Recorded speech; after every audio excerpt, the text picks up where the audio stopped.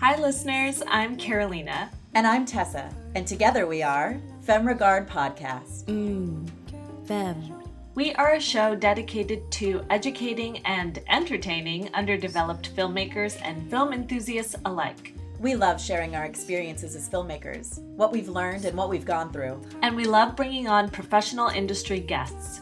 We want our listeners to learn from the best and get an honest account of the biz. So come join the Femme Fam and give us a listen every Friday. Streaming on all the major podcast platforms, including YouTube and our website, femregard.com, and of course, the Geekscape Network.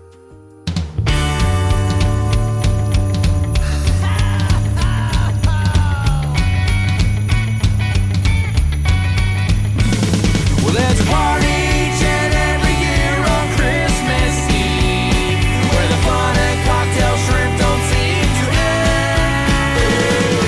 Clark and Ralphie taking turns on the TV screen, laughing, singing, yelling with all of our friends. Well, it's Christmas, and everybody's gonna spread the holiday cheer, 'cause it's Christmas.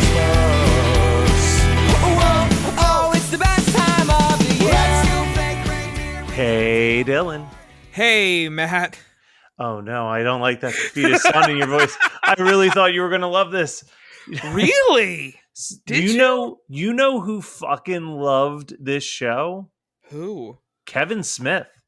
I don't get Kevin it. Smith loved this show so much that he ended up directing a bunch of the seasons in the second or a bunch of episodes in the second season. I don't get it. See, I avoided watching Veronica Mars for many, many years. Yeah. And then the weirdest thing happened like 2 years ago where I suddenly had all the time in the world to just binge TV shows. Yeah. So I was like, all right, let me finally watch this Veronica Mars show that everyone's been raving about. And man, I was sucked the fuck into this show like right out the gate. I love a good teenage noir story. And Yeah. like what I liked about Veronica Mars, here's a quick background on Veronica Mars. Yeah. So show lasted 3 seasons and a movie, and it was on UPN for the first 2 seasons. It's 100% a UPN show. And then the 3rd season, it moved to the CW, and a lot of people were like, the CW ruined this show because Was it deals. CW not UPN? Well, I mean, but The no, same but you'll. fucking So thing. here's the thing: season 1, every season, there's like a main mystery that Veronica is solving throughout that mystery, Okay. and then there's all these like mini cases that she works on. She is a young teenage sleuth. She used to be super popular, and then basically her best friend was murdered, and she was raped, and she kind of pulled herself away from all of the popular kids to find out who murdered her friend and who raped her, because she was like date raped. Jesus. Like Veronica was? Veronica was. Holy fuck. So that, like, I think the opening line of the first episode is like, do you remember your first time? Because I don't. Like, it's like really like they don't fuck around with that shit in this. Like, So it's like, if there's anything that like I was watching this episode, there's that feels like totally a different tone. well, I mean, this is very than much, keep in this. mind, this is the Christmas special, so it's very light. So that's the first season, right? First season's all about solving that mystery, and she solves both of those mysteries. Season 2, Wait, do I know it was the person who raped her in this? I episode? am pretty sure. I know for a fact that you've met who murdered her friend. And then season 2, it gets wilder. Season 2, she's trying to solve the mystery of who tampered with the brake lines on the school bus that led to the death of 60 classmates Holy when shit! the bus veered off of a cliff, right? Like season 2 gets even darker and fucked up. And then it gets moved to the CW for season 3, and she's trying to figure out who stole the answer key in college for one of the tests. Are you Like, fucking serious? I'm dead serious. The CW like pampered this down to like the most PG bullshit like you've ever seen. I feel like the CW understood the tone better, though. See, that's what these people should be solving. I'm like, it doesn't make any sense. I'm supposed to feel bad for this actor that got stabbed for sleeping around on his wife. And I'm supposed to be like, okay, cool. These guys are best friends again because the guy apologized at the end, but that doesn't change the fact that he was making super racist comments throughout the entire episode. So here's the other thing that I'll tell you. But oh wait, there was a fourth season. Sorry, there wasn't a movie. There was a movie, and then Hulu produced a fourth season after that movie. Did Hulu go back to its roots of like Hulu went to its roots, man? Slit a dog's throat this time. So Hulu does like a huge time jump because it's a good like 5 years after the it should have been a prequel, but just cast them all again, like Wet Hot American Summer. The thing, so Kristen Bell like loves this project. Like she's like all about this. So she was like, I really want us to do another season. The creator of the show is Rob Thomas, not to be confused with the lead singer of Matchbox 20. That's what I thought, honestly. But he created Veronica Mars, and then he developed the 90210 reboot that happened in 2008. But more importantly, to me anyway, as much as I love Veronica Mars, he also went on to co-create Party Down and iZombie, which are both.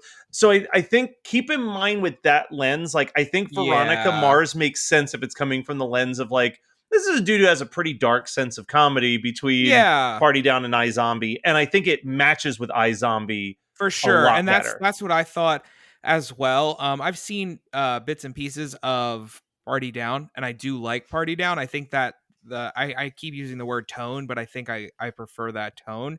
I think this definitely falls in line with that iZombie Sci-Fi Channel TV show, CW Channel TV show. I think my biggest issues with the show is it is a 2004 CW show, and that's not what I'm into. And I think that really stands out, that if I'm gonna watch a 2004 CW show, throw some vampires in there and let's watch some fucking Buffy, bro. So what I like about Veronica Mars though is I'm gonna ask you a question, and I really don't want this to sound patronizing, but like, are you a fan of film noir? Have you watched like a lot of like, like the black and white grimy detective movies? No. I'm definitely not an expert. Like, okay. I enjoy them, but I don't actively. That was the main thing that I liked about the show, and I think it's what a lot of the people who are like the hard, because this was like beloved by like the hardcore film nerds, and I think what it did was that it took the framework of a film noir where you have this hard-boiled detective who's your hero. And then you've got the femme fatale, which is always like the sexy girl that is almost always somehow tied to the mystery, right? And every other person is just a villainous suspect. Like every person is set up to be a potential villain. And they took that concept and gender bended it, where it's like now it's all these male femme fatales where you don't trust any of them. So like, I don't think that you're supposed to be like, oh, great, they're all friends again. It's just like, great, assholes will just continue to be assholes because like the whole point is like Veronica is the only person who sees through the bullshit of high school enough to like try to solve these. But it does a really great job of like, it actually takes these characters who I really dislike in the first season, and by season 4, I'm like overly invested in their growth as characters because like Veronica is such an overwhelming driving force of good and doing the right thing that she slowly starts to turn these people who have awful sides to them. So it is very touching. But I think this is a fun episode. I think that between this and what we're going to talk about next week, though, I don't know about you. Yeah. I'm feeling that Christmas spirit starting to seep in. When I'm hearing like these little instrumental Christmas songs in like this Veronica Mars episode, I'm getting like the big smile. I'm like, oh man, like when she's solving the mystery and you've got that like May cover of Carol the Bells on the keyboard going, and I'm just like, oh shit, oh, it's going down. I'm feeling it, dude. And especially like next week as well when we hit those like instrumental bells and such. Oh yeah. But like with everybody that knows us is gonna think that I hate this, and I don't want anyone to think that I hate this. I texted you before I watched it and said, is this going to be something I can watch without watching the other episodes? And I think after watching it, I disagree with you. And I don't think this is a great show to just watch this episode.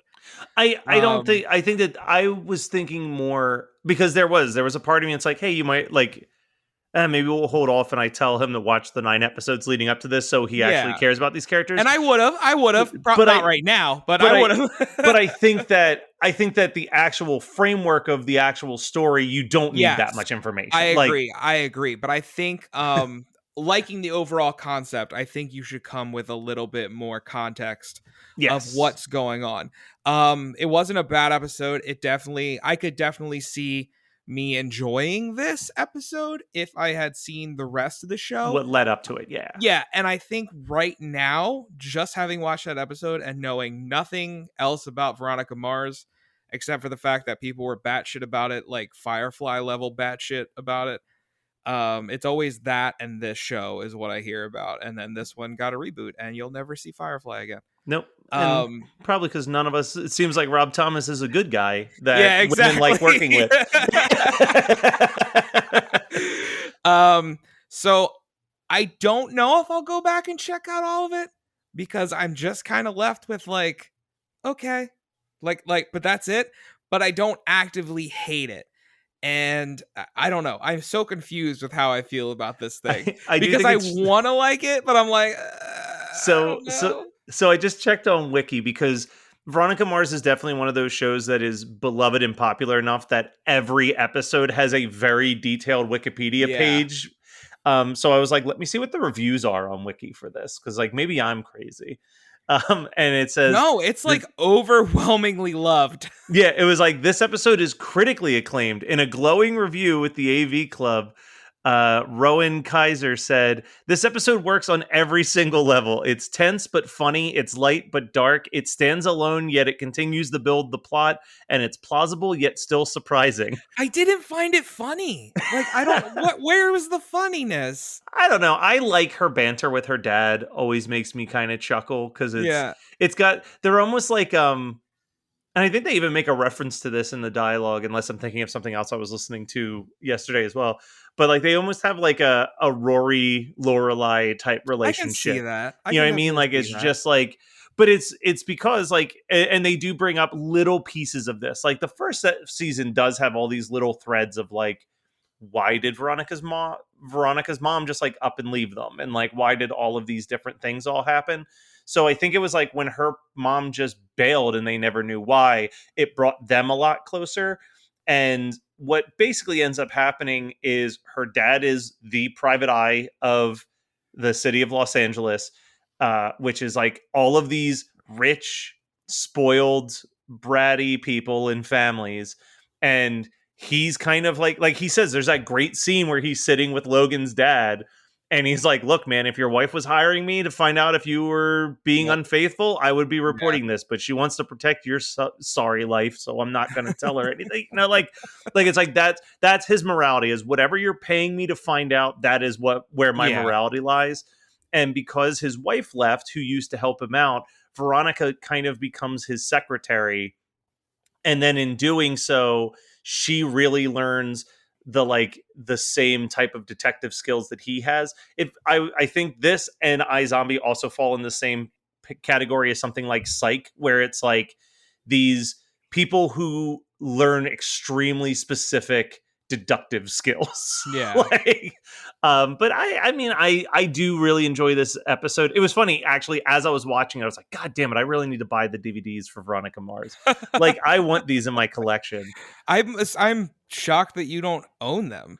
So I literally, like, I'm not kidding. I watched it for the first time during the pandemic. Like I was just like, oh, let me just pop this on. And I think the biggest problem is that like I would want to own, well, you know me, I'm a completionist, so I would own them all, but I would only want to own seasons 1, 2, and 4. And 4, like, there's no plans for a season 5, and man, season 4's ending might be right up there with like a Sopranos or a Lost, where it's like the audience is fucking split on if it is really? a brilliant ending or like a fuck you, how dare you. But I will say again, spoiler free in this sense, if you know film noir, you should know that the hero can never truly get a happy moment, right? Yeah. Like that's 100%. So it's like, I don't know. I think that is the fault of the audience watching what is a film noir show and expecting it to end with like everyone walking off into the sunset with no sadness underlying it all. I feel like, I don't know. I wish it wasn't so 2000s teen drama. Again.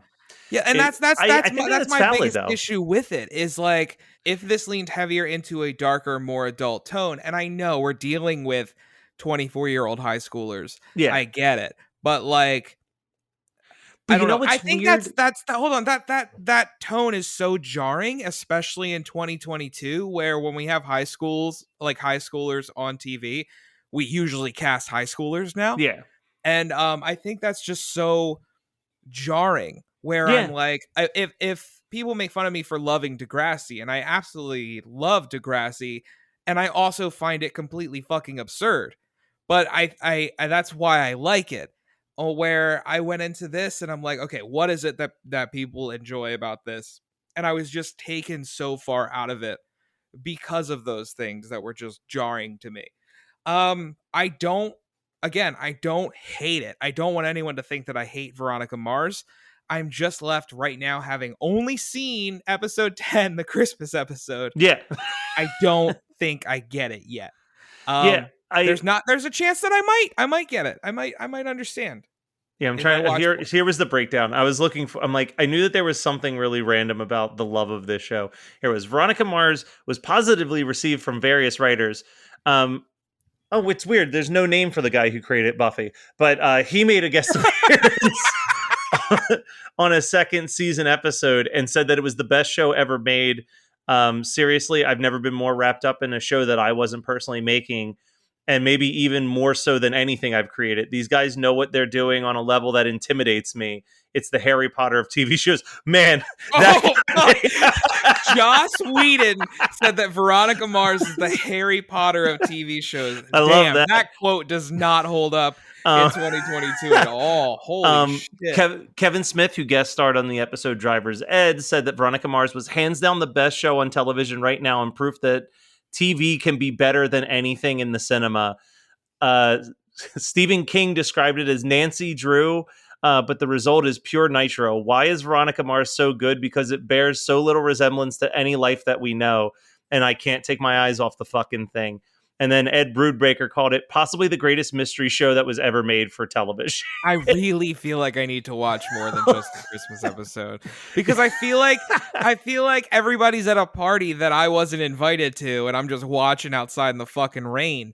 Because, like, again, this show is absolutely adored, and I just don't get it from this one episode. I'm like, I feel like Will Ferrell and Zoolander. I'm like, I feel like I'm taking crazy pills. Like, everybody is praising this show that they would just shit talk other CW shows specifically for, and I'm like, I don't get it. I don't get it. So, like, so as someone who's watched a lot of CW shows, like, I think the difference to me is like, I mean, let's compare it to what I would say is the CW show. To Riverdale. Tell me. Compare it to Riverdale. Okay, yes. I think that Riverdale never. I've watched every single season of that show. I love Riverdale. And I don't enjoy any of it, but I can't stop watching it.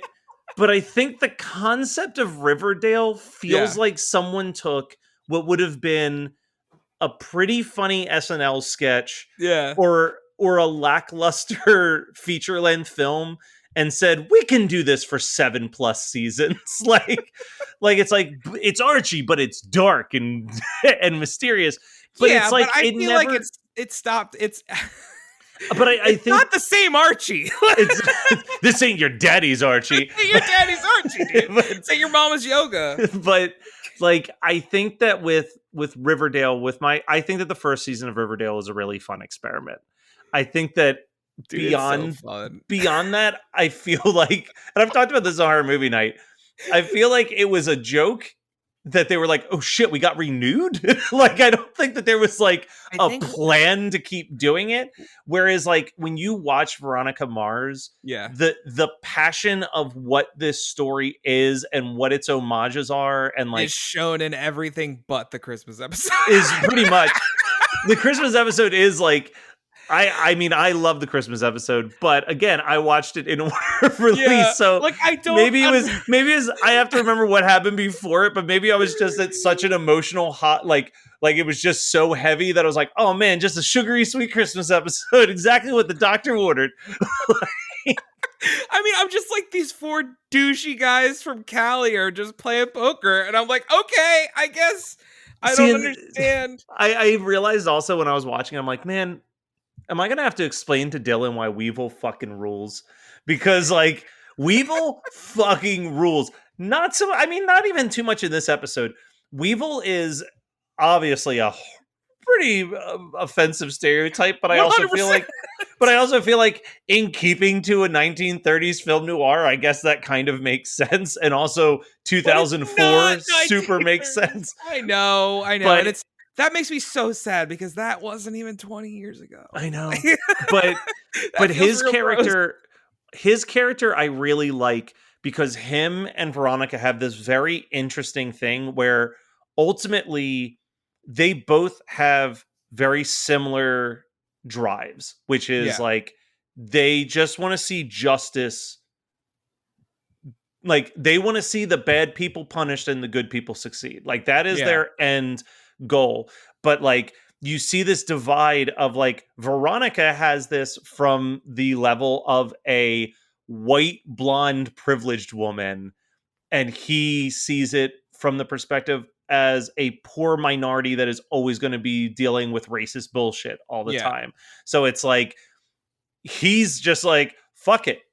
Until you give me back my money, I'm just going to keep stealing your shit. Like, that's my version of justice. But even you say, like, he goes, like, it gets to this point where, like, there are episodes where, like, shit goes down, Weevil gets arrested for something, and he will not speak to anyone. He won't speak to a lawyer. He won't speak to his parents. He will only speak to Veronica, because she is the only person who he trusts has his interests in mind at the end of the day.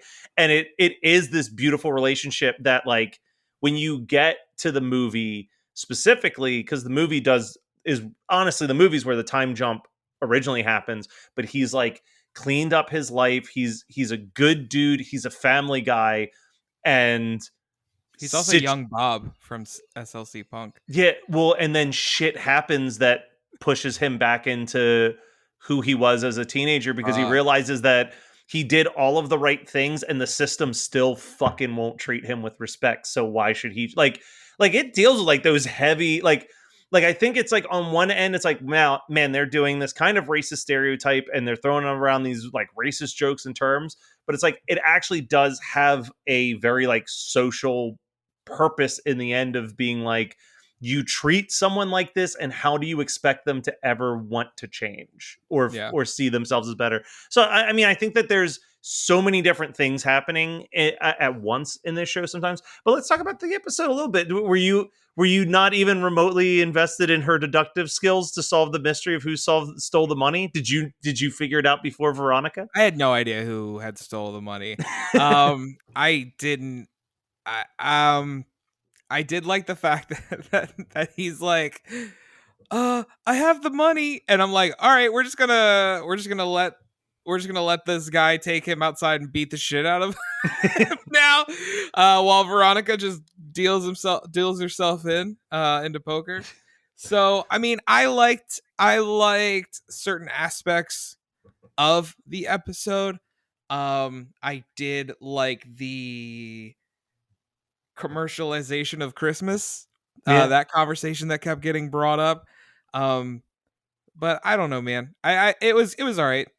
It was okay. It was a nice slice of TV. Like that's where it is, and I feel like I can't hold it on to this pedestal that everybody has it on because I don't know. I will say I love the twist. I think it's a very creative move if you're looking to play mind games with your friends during a game of poker. Filling a whiskey bottle with iced tea and pretending that you're getting progressively drunker is a move. That is a move.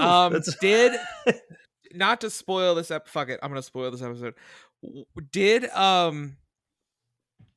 Aaron sleep with the girl that works for the planning company? I'm pretty sure it's been about 2 years since I watched it. Yeah. I will tell you. Hold on a second. Because I'll tell you off air who murdered her friend. Okay. But I will say that, like I said, you definitely. I remember 100% that you saw them in this episode.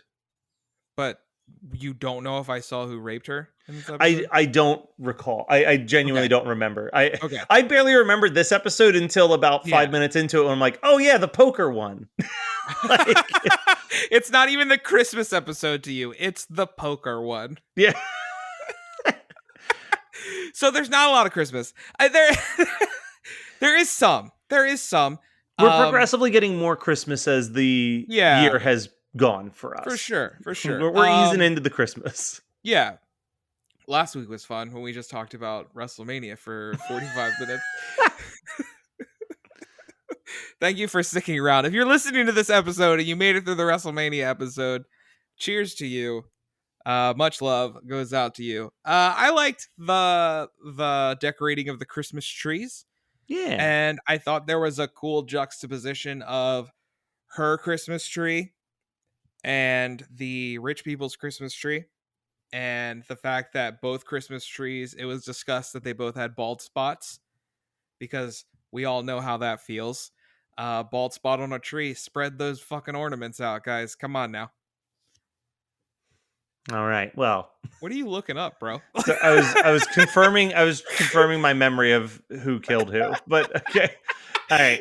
I'm like, we're recording. Sorry, I zoomed out. No, but you're right. No, I'm sitting here fucking talking, and I'm like, please say something back to me.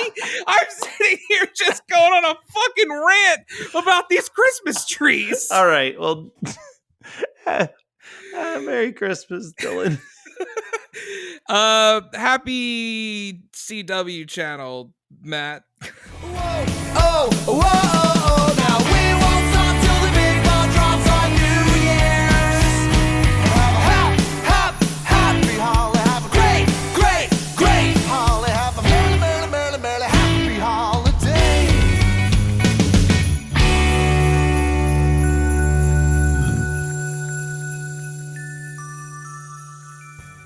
Hey, do you have an idea for a podcast but don't know where to start? Or do you have an already existing podcast that you want to take to the next level? Well, check out WeKnowPodcasting.com. From concept development to theme music to editing to logos, WeKnowPodcasting.com is a one-stop shop for all things pod. Don't hesitate to hit us up. We're very nice. You're listening to the Geekscape Network.